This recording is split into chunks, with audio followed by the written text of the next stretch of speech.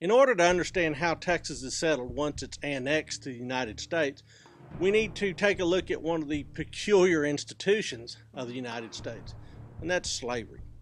Slavery is first introduced into the British colonies, English colonies, in 1618. And from there, it became a phenomena across the entire spectrum of the British North American colonies. There were slaves, north and south, during the colonial period. Some places had more slaves than others, but everybody understood that slavery was a real fact of life in British North America. When the former colonies become the United States after 1783, the question of slavery weighs heavily on the constitutional debate. Finally, when the Constitution is ratified in 1787, there is a idea that the slave trade is very distasteful, and so the slave trade is outlawed by 1808. However, that does not outlaw slavery. Now, to understand how Americans deal with the issue of slavery, we need to take a look at the founding documents, not only the Constitution, but also the Declaration of Independence. Both of these have an idea of natural law, in which people are born free. Therefore, slavery and involuntary servitude is an artificial construct. Slavery, where it exists in the United States, can only be maintained through state prerogative. So where there is no state prerogative, people are assumed to be free.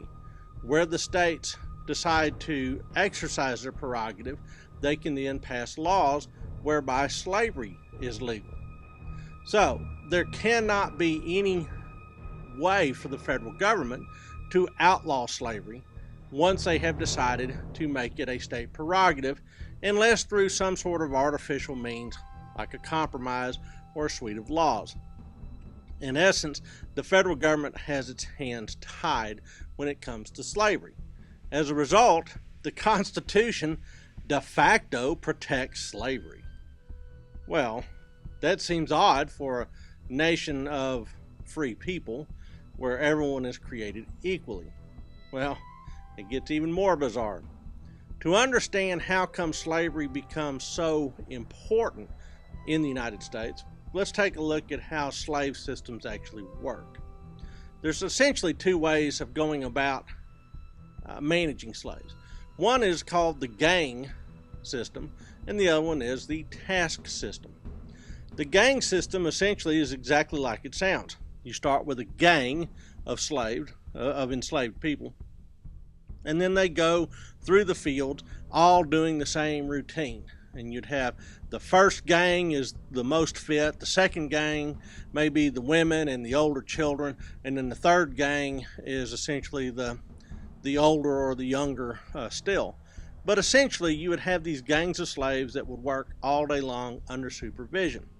The task system, on the other hand, essentially says here's a number of things we need to accomplish in X amount of time, and here's your chore list, here's your chore list, here's your chore list. Well, tobacco, rice, these things tended to be more task-oriented. Cotton, however, was very gang system oriented. Well, that's neither here nor there, because cotton, at least in the 1780s, was not a particularly efficient crop. And the reason being is that you could grow a lot more cotton than you could refine. In fact, the only way to get the fiber separated from the seeds was by pulling it apart. A very labor-intensive task. But then in the 1790s, you have this very interesting convergence. As the ban on importing Africans looms, it starts out 20 years out, but as it starts to grow closer, this ban, there is a spike in traffic in enslaved people coming straight from West Africa. Well, this coincides with the invention of the cotton gin in 1794. Cotton gin essentially says we can now refine as much cotton as we can possibly grow. Well, what's the limitation on how much cotton we can grow? The number of hands we can put to growing it. So all of a sudden, slave ships are heading to West Africa to get the final loads of slaves, enslaved people, to come and work during this bonanza period. Well, about 10,000 slaves are imported a year during this last about 15 years of the ban, before the ban. So about 10,000 a year. Ultimately, there's about 150,000 slaves imported directly from Africa at the time just before the end of the African slave trade.